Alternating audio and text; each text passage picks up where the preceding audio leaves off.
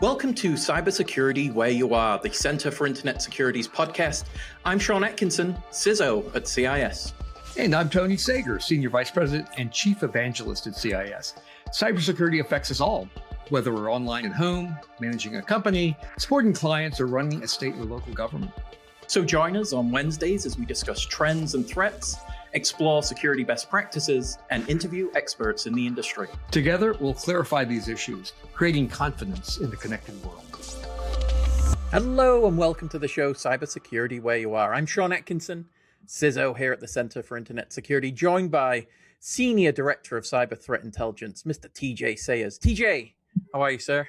I'm good, Sean. It's really good to be back. It's been a while. I was deployed last year, and I think the last time I was on the podcast was probably right before that. So it's been a little over a year. It has. We missed you. We're glad you're back because we've got something very important to really talk about here. We're starting to see kinetic warfare, right? Specifically in Iran. And when we think of these types of activities, these kinetic engagements often are met with a cyber response, even hybridized elements in the space. And you know, we have to go down a path and start thinking when we start to see the geopolitical elements, we need to ingest that as intelligence to now think of cyber defense, certain capabilities we need to be aware of from certain threat actor groups and things of that nature. So really, TJ, what are you seeing both from the tactical approach from cyber operations from Iran, and what should that look like in practice for defenders? What should they be thinking about? Yeah, that's a great question, Sean. So with Iran specifically, typically what we have seen historically is that they're a very tit-for-tat style type of operation. So they will try to attack in a similar fashion in the way that they were attacked. But one really interesting and important element for Iran is that they typically have always tried to stay below what we would consider like the kinetic level of escalation. So they don't want to elicit some type of warfare response from the United States. So they want to kind of fall below that threshold. We've not seen that this time around, obviously, because they are already engaged in some type of kinetic operation with Israel and with the United States. And so what we are seeing is basically Iran's actual state-sponsored cyber actors are primarily targeting regional targets. So they're trying to stay focused in the region. They're trying to look for targets of opportunity over there, while Iranian-aligned hacktivist organizations are operating more broadly. Those hacktivists specifically are looking to impact like U.S. or allies domestically. And they're either operating under previous Iranian guidance or they're just operating autonomously out of grievance for what's going on over there. So what we're already really seeing is a huge uptick in distributed denial of service activity. So kind of broad sweeping, global in nature, but we're seeing some of that in the United States as well. We're seeing some website defacement activity. We're seeing some operations like SQL injection attempts. It's all rather low-hanging fruit related stuff. So they're just looking for mostly targets of opportunity to try to get back at what they perceive as countries attacking Iran. What we're watching for before I get to the defender element is, does Iran broaden out their more sophisticated or advanced operations to start attacking the U.S. and allies domestically? And that might look more like in the midterm, more targeted spear phishing, trying to get access into like defense, the government space. So federal government, state, local, tribal, territorial, U.S. governments, the energy and water sectors, financial institutions, things like that. We've actually seen some reporting from some of the big financial institutions in the U.S. Warning that they're expecting some type of cyber activity to come from Iran. Worst case scenario from these more advanced groups would be things like destructive malware, so wipers, things may be disguised as ransomware, but then basically trying to cause destructive related stuff. But we haven't seen that yet. They're really regionally focused and trying to just kind of have some leadership succession, have the ability to maintain defense of their own country and engage the U.S. and Israel in the kinetic war that they're waging. Yeah, I think that's the way I'll phrase it, and this may be wrong, TJ. You'll obviously correct me, but it is in some cases I think there's a waiting period. Like you say, there's a regime requirement that's going to need to be built in terms of layers of leadership. But then I also think there's potential assessment of targets. Maybe now is doing maybe the reconnaissance in the space, and then starting to look at sector-specific targeting, because there are sectors that they really enjoy targeting. Is that a true statement? It is a true statement. Yeah. One group, there were observations of them conducting what we would consider like precursor-related activity, so like reconnaissance, kind of poking around.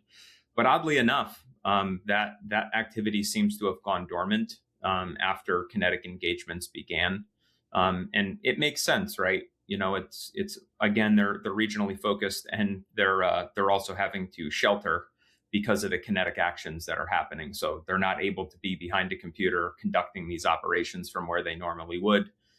They're kind of hunkering down and adjusting to the actual kinetic effects that are happening. There's also, I think Cloudflare reported on this as well at the onset of the conflict, but there's been a huge drop off in the outbound internet activity from Iran. And there's been some strikes, kinetic strikes on AWS data centers and other internet service provider oriented infrastructure over there. So that alone is impacting some of the cyber related activity that we would typically see. But to your question on like specific sectors beyond the targets of opportunity, where they will largely try to hit any type of low hanging fruit, albeit public services, things that are exposed, unpatched, or vulnerable. They're going to look to hit those things as hacktivists. But more directly, we would look to see like financial institution activity, them going after utilities, government organizations, right? SLTTs, federal government stuff, specifically ports, so transportation and logistic hubs. We did see some activity in one port, one U.S. port, actually, a distributed denial of service activity. It was largely ineffective and mitigated, but they did, the hacktivist group did attempt to go after a port. And then some more indirect sectors to look at like technology more broadly, communication sector, and then oil and natural gas for the energy oriented element. Yeah. Well, I think if we're thinking adversarially, we'll look at some of the Iranian linked groups, some of the IRGC type groups there, the APTs 33, 42, 39, Oil Rig, you mentioned Muddy Water, Magic Hound, etc. I think in some cases, well, like you say, one, the kinetic is having an effect on their connectivity. Ultimately, once that's either fixed or they laterally move to a continuity of their operation somewhere else, it may be for like in terms of targeting certain utilities and services that that we've impacted through kinetic action. Again, they may be looking through cyber action to have similar effects. The shipping, the porting, obviously, we've seen ports that have been closed. It's obviously had a macroeconomic effect on oil prices, things of that nature. And I really do think it gets into that conversation of kinetic activity having cyber consequences having macroeconomic effect, and these kind of billow out, as it were, from this action and activity. But there's a lot of patterns that become clear in this space, TJ, and I like you say, I think they're going to some of the things they know. You're right, the SQL injection, the DDoS, things of that nature. Do you see those patterns, or do those change in kind of times of warfare, things of that nature? Do you see shifts in either targets or tactics?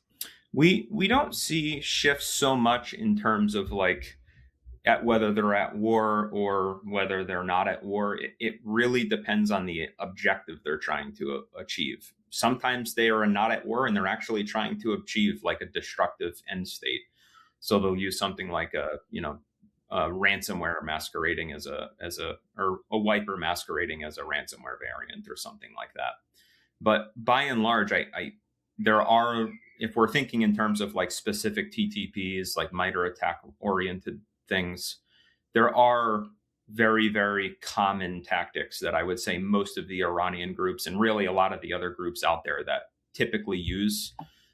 Those things would be like password spraying is a big one, because, spear phishing, impersonation are two of the most common ways to get into an organization. We see Iran using those techniques as well. There is some targeting of RDP, SMB, other Windows administration shares to, attack organizations. And then I already mentioned the ransomware or the wipers disguised as ransomware, right? So trying to disk wipe, destroy data, things like that. For the hacktivist groups, particularly, like exploiting public-facing applications is one technique we see very, very common.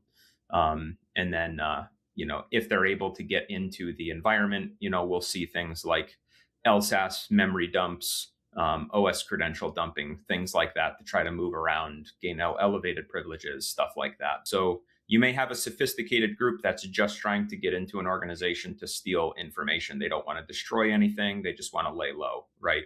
So they may use spear phishing to get in, right? They just use someone's credentials that's already permitted in the environment, and then they can just see what they want to see. You may also see a hacktivist do that, right? But maybe the hacktivist is going to do it because they want to deface something or tarnish the reputation or claim that they breached that organization for some type of political effect. So, but very similar techniques for a lot of the groups. Yeah. Well, it seems like they have their favorites, right? We look at the utility of these operations, such as the wiper approach, the hack and leak campaigns, spear phishing and impersonation. And respectfully, TJ, when I look at those, the reason why they use them is because they still work, right? They're still effective, not everywhere. We're trying to raise the level from an SLTT perspective, but certainly they work, and why they continue to use them and see utility. And I think that goes back to some of the patent element, right? Is that we're just seeing, these are still effective capabilities that they're going to continue to use until ultimately we provide a defense or we work to manage spear phishing detection and identification and things of that nature in a lot better way, or we're more protective from the impersonation piece of our credentials and trying to monitor those in a lot better ways. It goes back to like the classic joke with like the OSI model, like it's a layer 8 problem. It's a very similar thing, right? In just the cybersecurity world, like the human target still remains, if not the most, at least a significant vulnerability in organizations. No matter what type of technology you have in place, if you're able to exploit the human component, you have a very good chance of getting into that organization, irrespective of the technology they have in place. That's why training your employees and your end users on these types of things, the threat intelligence briefings we give here at the MSISAC, those are all geared to try to bring awareness to these techniques, because they will try to target the person, right? We are unfortunately very easily manipulated and tricked. We can be extorted. We can be coerced wittingly or unwittingly to doing something, right? So we see not just Iran, using spear phishing, impersonation, things like that. We see a lot of threat actors using those types of tactics across all industry verticals. It's just like a very tried and true method to get into an organization. Oh, 100%. TJ, we're going to take a quick break, but when we come back, we're going to look at some advice you would give SOC managers, what you would tell me to tell the executive team from a CISO's perspective, and then what we're going to take away from today's conversation. But we'll take a break. We'll be right back. Are you a U.S. state, local, tribal, or territorial government? If so, you know just how difficult cyber defense can get. You're the frontline defense against cyber threats, yet you don't have the shiny tools, big budget, or skilled talent of an enterprise. Well, guess what? You don't need them. You do need a community of like-minded folks to unlock the power of collective cybersecurity. And that's the superpower of the Multi-State Information Sharing and Analysis Center. The multi-state ISAC provides cyber underserved organizations with protections they otherwise couldn't afford at a price that works for them. But it's more than just access to services. It's access to a community of peers where your participation protects them and theirs protects you. Not to mention access to the 24/7/365 CIS Security Operations Center as your full-time public sector cybersecurity partner. Available as a single organization or state or territory-wide option, the MS ISAC membership provides threat intelligence, monitoring, and more to fortify your cyber defense. Become a member today by visiting cisecurity.org/ms-ISAC. So TJ, we were talking about the tactics, techniques, and procedures that have been used from an Iranian perspective, looking at some of the advanced persistent threats throughout different industries. And like you mentioned, it's a pattern-based approach where we see tactics being used and used effectively. And I think that's the most important thing, is that they continue to be part of their arsenal, as it will, their toolkit, that these are going to be continue to be used.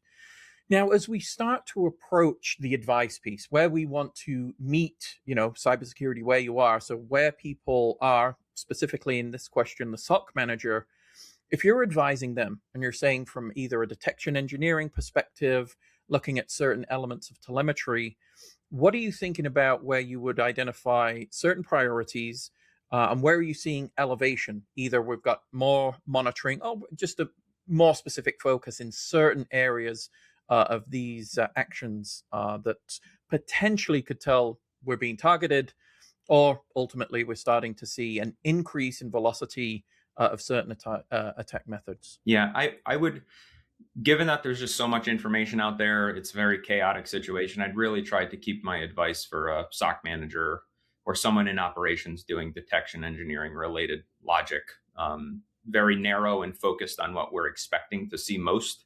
So that would be things like distributed denial of service, password spraying, SQL injection, right? And then possibly wiper related activity. So like specifics would be things like some way to detect like volumetric flood activity. So SYN flood, any type of DNS amplification stuff, HTTP flood, things that are related to a distributed denial of service attack that you'd be able to detect early, be able to mitigate with an upstream service provider, or if you have a WAF or you're working with a CDN or something like that to try to mitigate that.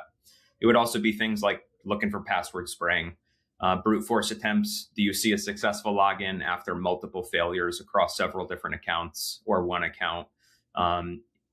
Internal things like LDAP enumeration, credential stuffing, those types of things, right? Getting at more of the password element stuff, trying to get into the organization, or if they're in your organization, them trying to move around. And then the SQL related stuff, I would definitely have them focus on.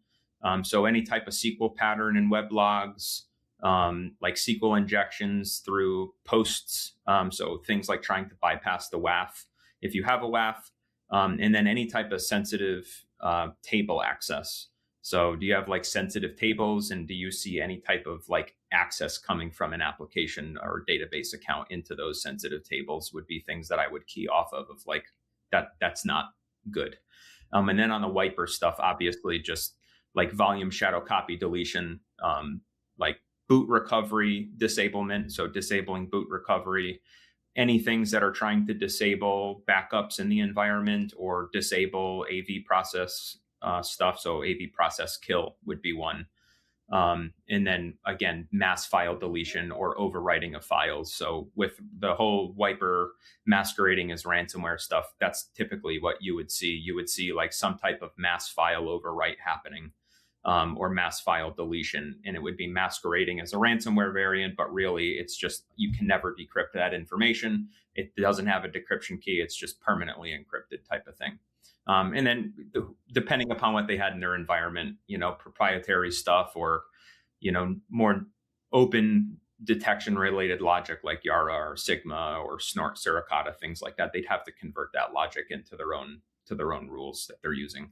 Well, exactly. And I think, when we look at the capabilities in terms of detection, one, we would say, just keep monitoring what should already be in place. And I know, we'll use the air quotes. I'm going to throw those in, TJ. is what you should have. But we know a lot of organizations don't have either the sophistication or that level of telemetry to be able to identify. And so ultimately, it's then really trying to focus in on what you can identify and what some of those triggers would be. Again, from an SLTT perspective, obviously, who we serve through the membership model is to reach out and start to think about how to deploy, get that complete return on investment. Let's provide that value for you because these are the things we can identify. Endpoint detection and response, that hits many of the things you've identified in terms of the base system. And those are the triggers that I think are going to be, one, can be reacted to very easily. The second would be, let's think from a SOC manager's perspective and within certain industrial verticals as well in the SLTT community. I think there's going to be some that are, this is interesting, and some that are going to be, my defense condition may go up a level just because, I'm wary of certain attacks, certain vectors, Iranian strategy that we need to, I think, assess risk a little bit differently.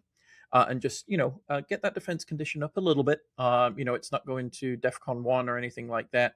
But we really should then approach certain actions from an executive perspective in terms of providing support. And really, TJ, that leads me down a path of, let's say I'm a CISO in any, a public utility. I think that's a different approach. I think with a local government, that's different. State government, that's different. So when you're, providing that type of advice and, CISOs are coming to you and say, how do I react to this? How do I provide feedback to an executive team, a board, a committee? What does that look like from your perspective? Yeah, when you're communicating to an executive team, right, it would be beyond like the really tactical, technical types of mitigations. It would be more trying to like cast the threat in terms of risk to the larger organization, right? So think things like, the most likely risk would be here with Iran, disruption to services, right? So availability issues. It could be cyber effects. It could actually be secondary impacts from the kinetic stuff that we talked about earlier. Like the Strait of Hormuz is there's a blockade there. Looks like the U.S. is successfully getting some stuff through there, but it's still contentious, right? Think of all the supply chain issues there, right? You're looking to get hardware into your organization. There may be increased energy costs given how much oil flows through that strait. We talked earlier about the AWS data centers going down, right? Right now in the age of AI, compute costs are huge, right? So what is that going to do to compute costs? What's it going to do to like market volatility if we're a public organization, right? CIO or CISO at a public organization. How does this affect the market, right? And I think a helpful kind of guiding tool to work through some of these priorities and like bucket them into specific categories is through NASCIO. So there's top 10 state CIO priorities. Randy Rose and I just did a briefing for members, and it was available publicly. But we actually went through some of the ones that were most impacted by the Iran conflict. And those 5 real quickly were cybersecurity and risk management, right? So the Iranian aligned hacktivist collectives, any type of future Iran directed attacks is going to directly impact that cybersecurity and risk management one, right? Another one I just talked about, budget, cost control, fiscal management, right? So the blockage in the Strait of Hormuz, you got the supply chain things, compute costs, cloud services, the accessibility element, and then in AI and machine learning oriented stuff. So we're not just seeing like some of the Gulf regions data centers go down. Those data centers could be supporting AI workloads, right? Semiconductors are shipping through some of these hubs. You got some of these actors who are using generative AI to put videos out and to use Gen AI to assist with some of their attacks. So I would say like it's kind of quantifying the threat in terms of more broad sweeping organizational risk. Like how is this going to impact the organization? And those would really be the things that I would talk about. And I would leverage the NASCIO priorities is a way to kind of bucket some of this activity and make it more tangible and real for that type of audience. It's brilliant. Yeah, we'll link all of that in the description, TJ, because those are the resources, one that can help you go from a very abstract assessment of risk to actually, how is this going to impact? Because I would expect, and you correct me where I'm wrong, but there may be some executives that, well, this is in the Middle East, it has nothing to do with me, right? I'm here, in the middle of the country, no effect. And you're like, well, yes, there is. I mean, literally affecting markets, as we mentioned, oil and things like this. Those elements need to be considered. Now, again, it doesn't maybe affect necessarily defense condition, but it certainly should be represented as these have cascading risks that ultimately are going to hit me one way or another. Now, whether that's through a true cyber directed approach. So as you identified, TJ, what that then has is one, a true response, right? Tailor the risk to the actual threat versus, the fire alarm. Let's get all of this infrastructure in play. Let's throw all this tooling at it versus truly understanding, getting to an appropriate approach for cyber risk management and addressing that through different conditions. And I think those lenses really help to build what I would call appropriate response. And again, that's something from an SLTT perspective is where we want to assist. It's not that, we want to use this as, get all of this infrastructure in play. It's get the return on investment, get the value, get the cyber threat intelligence. So it's an informed approach to defense rather than, all hands up. We've got to move this way. Yeah. What do you think? Yeah, absolutely, Sean. That's the job of a good threat intelligence team, right? It's to give you multiple courses of action that could unfold and help the people downstream allocate resources and prioritize, right, based on that threat intelligence. What you want to avoid is giving out so much information and covering every threat possible, because especially as an SLTT or an organization with finite resources, it's going to be very hard for them to prioritize which one of those things they need to address. So that's why when we communicate on these things, we're trying to quantify it in terms of the most likely things you're going to see, and then maybe here's some more strategic risk to think about. And you mentioned too, Sean, earlier about like kind of the interconnectedness of things, and we talked about supply chains.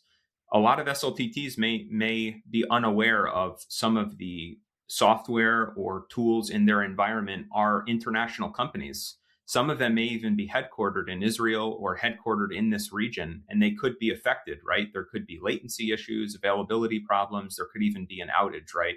So that's another really tangible recommendation is go through the software in your supply chain environment and see, do you have any technology in your environment that is headquartered or supported from this region, right?